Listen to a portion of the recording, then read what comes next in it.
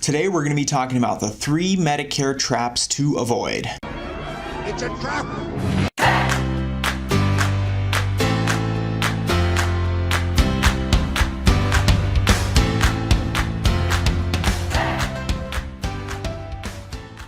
Hi everybody, my name is Elliott Martin. I'm with Martin & Associates Insurance. We're an independent Medicare broker located in Newport Beach, California. And on this channel, what we do is we post educational videos with everything having to do with Medicare. The first trap that you're going to want to avoid on Medicare is to enroll into Medicare when you're supposed to. So for folks who do not have an option to continue any employer group coverage, you're going to want to enroll into Medicare during your initial enrollment period. Your initial enrollment period goes the 3 months before your 65th birthday month, your 65th birthday month, and 3 months after your 65th birthday month. That is the time when you're supposed to enroll into your original Medicare benefits, Part A and Part B. To enroll into Medicare during your initial enrollment period, you can actually do it online by going to www.ssa.gov/retire. Enrollment into Medicare is actually done through the Social Security Administration. Now, if you've continued to work past age 65 and you've had employer group coverage, what you'll want to do is you'll want to enroll into Medicare a little bit before you decide to retire. You can do it up to 3 months before you decide to retire or before you lose your employer group insurance. That process looks a little bit different. You'll need to have a couple forms signed by your HR department or benefits just to prove to Medicare that you've had employer insurance past age 65, and those documents actually need to go down to a local Social Security office to enroll into Medicare. If you have Part A, you'll need to enroll into Part B. If you have no parts of Medicare, you'll need to enroll into both Part A and Part B. And what happens if people do not enroll into their original Medicare benefits during this time is Medicare tacks on a 10% penalty for every 12-month period you go without your Medicare benefits, and you can only enroll after that during your general election period, which goes January 1st to March 31st every year, and they won't start your Part B until July of that year. So there's a big delay in starting your Part B. So what the problem could be is if people need to go see a doctor or go see a specialist during that time period, they're not going to have any Medicare health benefits, and they're going to be on the hook for that entire cost. The second trap to avoid on Medicare is to select a Part D plan. For those that stay on original Medicare, you're going to want to add on a standalone prescription drug plan. And for those that choose Medicare Advantage plans, you'll want to make sure that your prescription drug plan is included in your Medicare Advantage plan.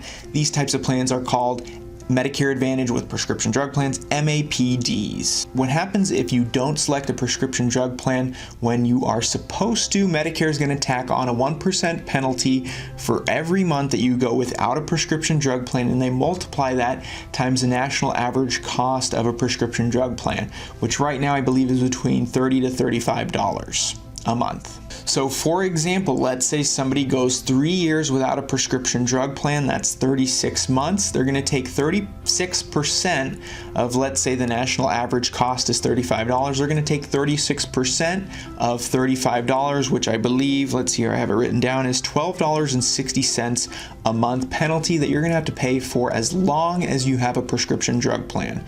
Penalty lasts pretty much forever. So that is what we want to avoid, is that penalty. But on top of that, you're going without prescription coverage. So let's say you need something as needed, or let's say you even get put on something more permanent, something to treat cancer, something like that that's very costly.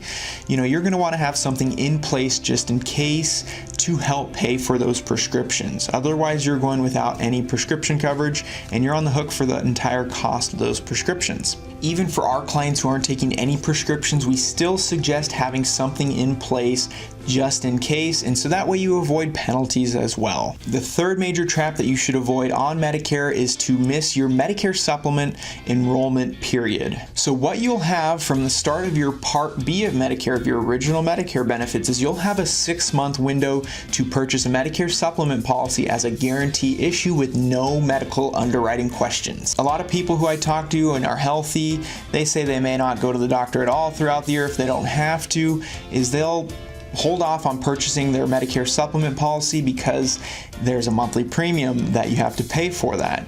But what sometimes happens is that people eventually may get sick, and now they will have pre-existing conditions, and if they're past that 6-month window to purchase their Medicare Supplement policy, they can either be charged extra for that Medicare Supplement, or they can be denied completely from purchasing a Medicare Supplement policy. So make sure, if you're thinking about Medicare Supplement insurance, to purchase your Medicare Supplement plan within 6 months of your Part B effective date. Usually we suggest starting everything just on the same date: your Part B, your Medicare Supplement policy, and your prescription drug plan, if that's what you plan on doing. And here's a little extra bonus trap to avoid on Medicare, is to know about Medicare Advantage plans and the possible trap of being trapped in a Medicare Advantage plan. So what happens is, if people choose a Medicare Advantage plan, which here in Orange County and LA County, they're mostly HMO plans, is that you can be trapped in that Medicare Advantage plan if you wanted to go back and purchase Medicare Supplement insurance.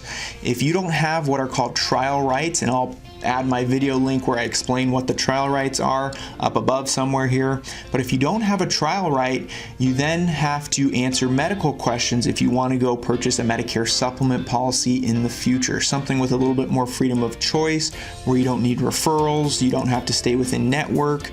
That type of insurance policy, to move to that, would require medical underwriting.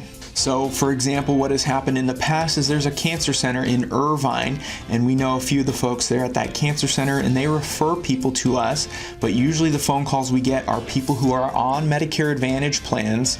They find out, they have cancer and they're looking for the best treatment out there, and they go to this cancer center down in Irvine. However, that cancer center doesn't take any Medicare Advantage plans. They only take original Medicare with supplemental insurance. So that can be a problem, because now what happens is these people have pre-existing conditions, and it can be very difficult to then purchase supplemental insurance.